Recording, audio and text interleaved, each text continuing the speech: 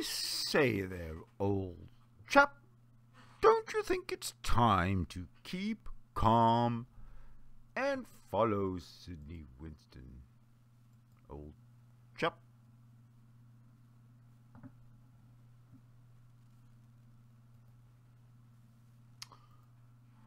I say...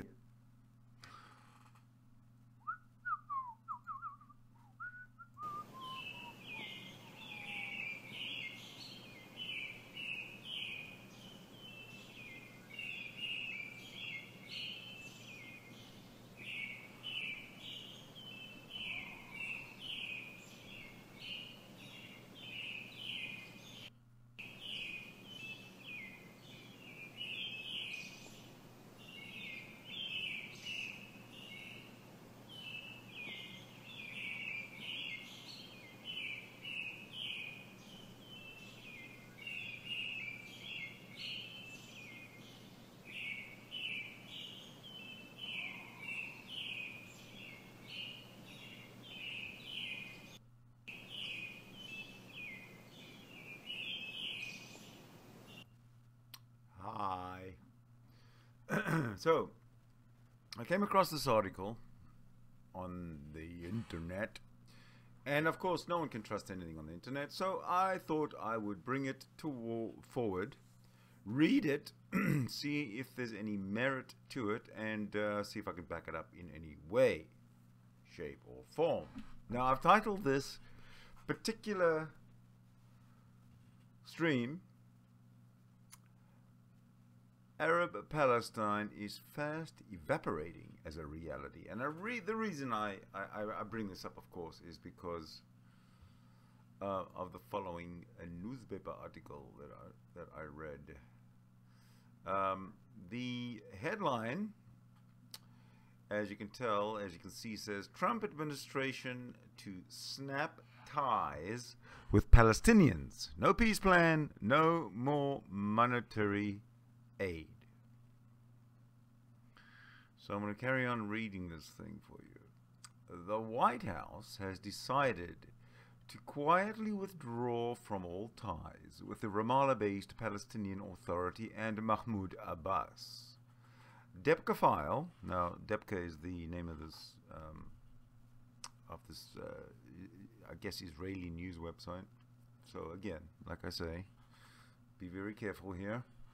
Debka Files exclusive sources report that the Trump administration has resolved to scrap all ties with the Palestinian leadership in retaliation for its campaign against U.S. President Donald Trump and his Jerusalem policy. Several warnings to Mahmoud Abbas, also known as Abu Mazen, of what was in store if he did not desist from castigating the U.S. president fell on deaf ears. Last week, two Arab crown princes, Saudi Mohammed bin Salman and UAE Sheikh Mohammed bin Zayed, summoned Abbas to their capitals and urged him strongly to back away from his attacks on President Trump. He got the same advice from the ruler of Qatar, Sheikh Tamim al-Thani, who conferred with Washington on the subject. All to no avail. The Trump administration has therefore set out an 8-point program of sanctions, which is first revealed here.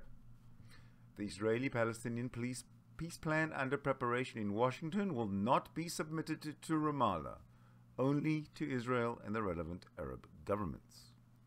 U.S.-Palestinian interaction is to be suspended, not just at the senior levels, but in day-to-day interchanges. The administration has notified Palestinian and other Arab parties to stop addressing queries on political and economic matters to the U.S. consulate in Jerusalem because they will not receive answers. The status of the PLO office in Jerusalem will be re-evaluated with a view to shutting it down. Palestinian officials will no longer be invited to Washington by the U.S. government, including the State Department and the Department of Treasury. Above all, they will not be welcome at the White House or the National Security Council, where the U.S. Middle East policy is designed. Senior U.S. officials congratulated the senior Palestinian negotiator Saeb Erekat, who also holds the PA's American portfolio, on his recovery from illness, at the same time warning him that he would no longer be received at the White House. The Trump administration will not make any public announcement of the cut-off of financial aid to the Palestinians. Since the funds are mostly earmarked for specific economic projects, each allocation will simply be held back on the pretext of the need for a reappraisal. The U.S. will halt its contributions to the UN Work and Relief Organization, an estimated $1 billion per annum. The U.S. administration, moreover, intervened with the governments of Saudi Arabia, Abu Dhabi, and Qatar with a request that they freeze or slow their economic aid to the Palestinian Authority. According to Debka Files sources, Palestinian officials in Ramallah were devastated by news of the sudden cut-off of the main sources of the PA's revenue. Even the Qatar ruler, whom Abbas visited last week, as a last resort to save the PA from an economic meltdown, refused to release any more funding. Now, ladies and gentlemen, I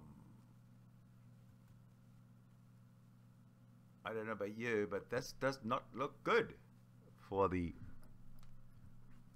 Palestinians. And I think the reason that this is happening is essentially because the Palestinians are doing it to themselves. They fucked things up. They say they want a two-state solution. They say they want a state alongside blah, blah, blah with Israel and all this kind of nonsense. But you know what? I'm going to show you right now that that is crap. Okay. Bit of history, I guess, and a little bit of I don't know if you can see this very well. Let me just bring this in here. Can you see this very well at all? I don't know. Not so sure you can.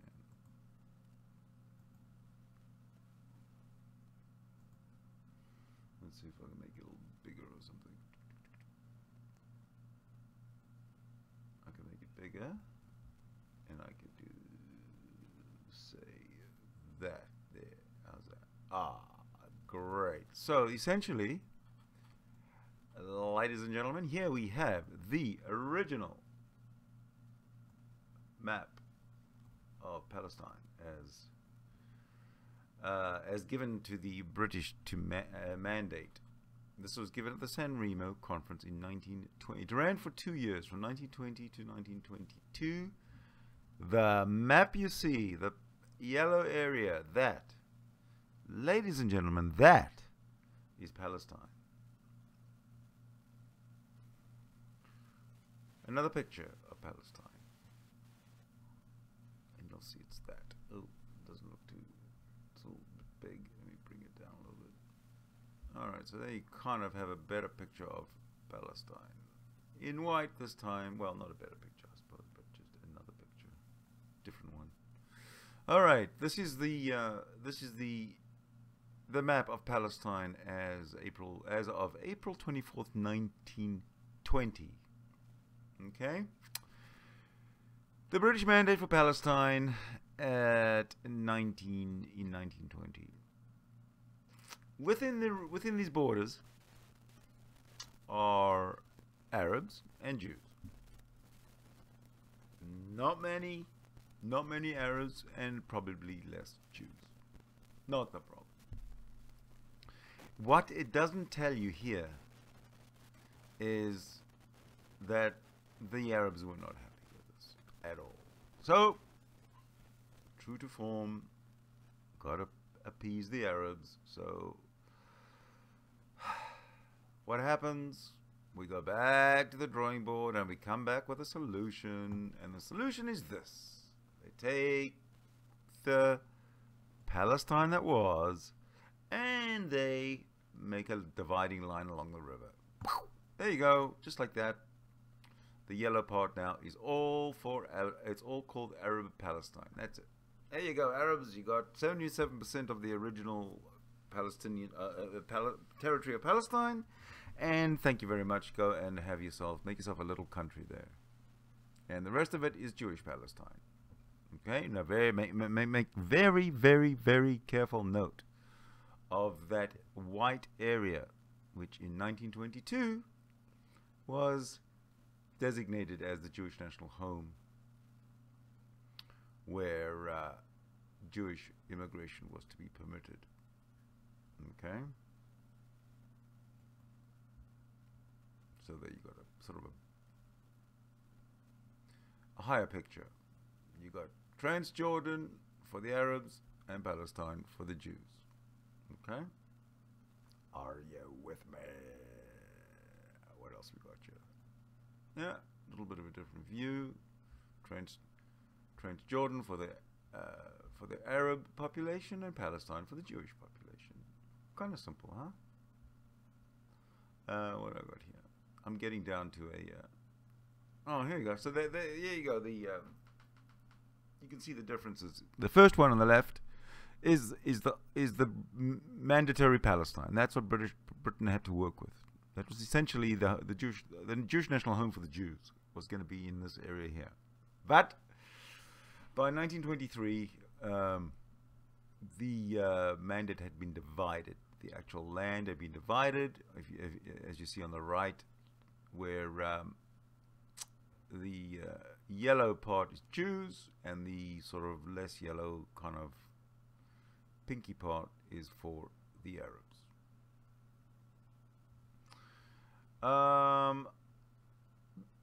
Between 1923 and 1948, we had certain issues in Europe.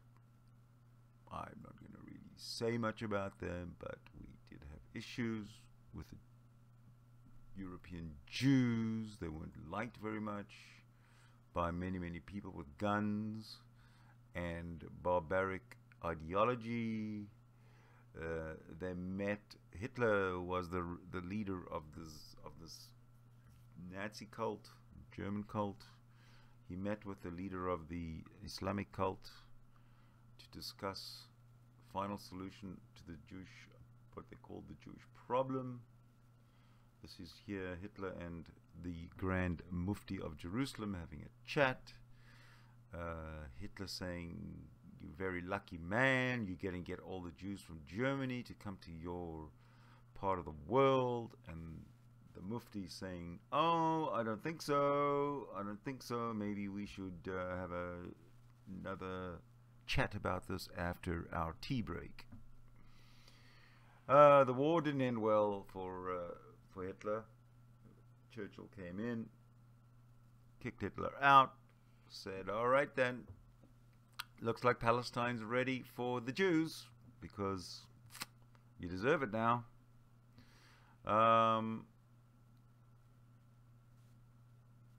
So it gets referred to the United Nations. To cut a long story short, the United Nations comes forth with a partition plan. This is the partition plan. And as you can see, it's divided into two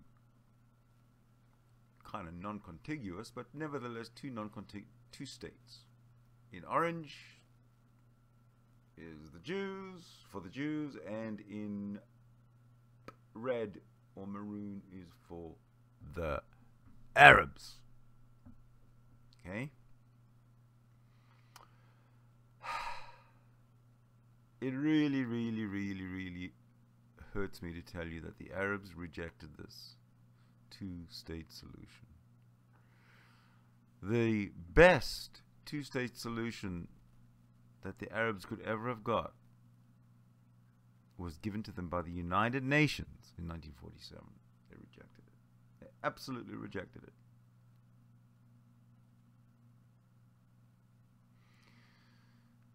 They went to war with the Jews. The Arabs went to war with the Jews to try and kick all the Jews out of their land of yellow the yellow land, the orange land. And at the end of that war, which again did not go very well for the Arabs at all, the armistice line was drawn. And as you can tell,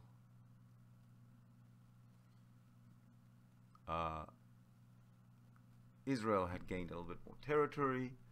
Jordan had gained some territory in the West Bank there, part of Jerusalem. Israel had sort of carved an avenue in order to get to Jerusalem. So that's what Israel looked like. Israel, the Jewish Palestine looked like at the 1949 armistice. Jewish Palestine looked like Gaza was full of Arabs. It looked like the West Bank was full of Arabs, and no Jews were allowed in either, because that was the way things were, and nobody gave a shit, nobody cared, and it was just fine by everybody. And I just want to add right now that this is in 1949. In 1949, the capital of Jordan, to which West Bank now belongs and was annexed, the capital of Jordan was Amman. The capital of Jordan was not amended, was not changed to be Jerusalem. So Jerusalem is at this point only the capital of Israel, as declared by the government of Israel, not the capital of any other country, not Jordan, not Israel, not Syria, not Saudi Arabia, not Iraq, not Egypt, nobody. Palestine, of course, doesn't exist, because Palestine is a mandate, is a you know, it's done. We've separated Transjordan. Now it becomes Jordan. Should have been called Palestine. They probably still will call it Palestine at some point. But at this, in 1949, we have an armistice line where the green bits here are controlled by the Arabs. They do not give this to their fellow Arabs, Palestinian Arabs, I guess you'd call them. They don't say, "Here it is. Here's your state. Thank you very much. We fought very hard for you. We won this land. We're now giving it to you as Palestine. And there's Jerusalem for you as your capital." No, they did not do that. Jordan did not do that. I just want to point that out to everybody. Jordan did not do that. Alrighty, I am going to go to the next slide. It's a much better look. Much better look at what we have. Again, this is an armistice line, I guess 1967 armistice line, is that correct? Correct. Probably at 1967. Yes. No, this is still the 1949 armistice line. Same thing, just a different map. Sorry. But again, as you can see, the West Bank, which is now part of Jordan, was not given by the Jordanians to the Palestinians as their little homeland, as their state. It was not. You can ask me why it wasn't, and I can't answer you. You can ask the Jordanians why it wasn't, and I don't know if they can answer you either, and they'll probably give you some bullshit answer because they controlled it. They owned it. No Jews were allowed. It was theirs to do it with whatever they liked. In fact, I even think that in 1970, Yasser Arafat tried to take it over and form a state of Palestine, and he was kicked out by King Hussein. He wouldn't even let him form a state of Palestine in the West Bank. These damn hypocrites, the Arab hypocrites of the Middle East, continue to astound me. But if we could just fast forward a little bit of history, 1967 comes, the Arabs again threaten and attack Israel, and again the Arabs lose big time. And look what the Jews and the Israelis now control. Okay, this is the picture of the land controlled by Israel. It looks to me like after the peace plan with Egypt and with Jordan. All right. So this is what Israel actually owns. You can say there's a West Bank in there, and you can say that it's not Jewish, and you can say that it's not Israeli, but you'd be wrong. It's all Israel. It's all governed by Israel. Everything that is Israel right there today. Okay. The fact that there's the West Bank in there, the fact that there's the Gaza Strip in there, and the fact that you can hardly see them, it's important to make note of this. This is Israel today. Now, you do know, you remember, I'm going to just bring myself back in here. You remember now that Donald Trump, President Donald Trump of the United States, has recognized Jerusalem as the capital of Israel, and it caused all sorts of worldwide problems. People were prophesying deaths by the thousands in protest, and I don't know. I don't think much has happened. I can't see much happening because, again, of what I referred to that article that I first read to you. But I want to come to something very interesting here. I found a protest in, I can't remember, I don't know if it's Germany or Austria or Sweden or somewhere, a protest, and I took a snapshot of something from the protest, and I'll just bring that snapshot in to, here you go. Okay, here's a snapshot of a protest that was taking place in Göttingen. I don't know quite where Göttingen is. It might be Germany, probably in Germany. I'm not sure. But look at the man's flag. Look at the man's. He's got a picture in a frame. And look at the shape. It's a Palestinian flag, and in that Palestinian flag is a shape of a golden country. That country is the same shape as that country. That country that you see there is Israel. That country that you see there is what he wants to be called Palestine. Now, if you put them together, the shape is very similar. So, we have Israel, and we have the modern day Palestine. And guess what? They're the same country. The two-state solution is dead. There is no two-state solution. It's a one-state solution. The one-state solution is Israel. That's it. What the Palestinians want, as you can tell, is the Jews out and the Arabs in. Simple as that.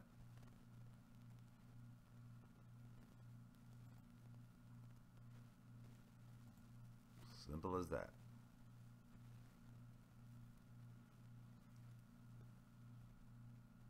Simple as that.